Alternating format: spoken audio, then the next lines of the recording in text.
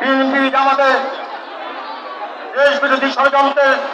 এবং নৈরাজ্যের বিরুদ্ধে ঢাকা মহানগর উত্তর আওয়ামী লীগ কর্তৃক আজকের এই শান্তির সমাবেশের সম্মানিত সভাপতি, ঢাকা মহানগর উত্তর আওয়ামী লীগের সংগ্রামী সভাপতি জননেতা জনাব শেখ ফজলুর রহমান মঞ্চে উপবিষ্ট আছেন। আজকের অনুষ্ঠানে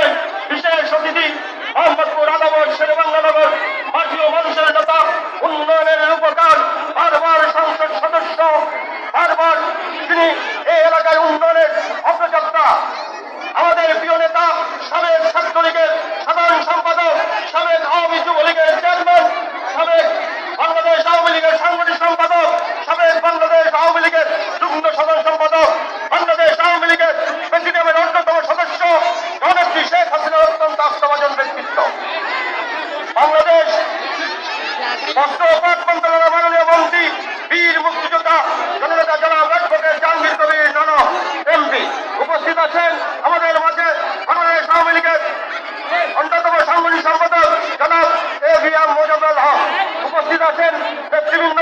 কেন্দ্রীয়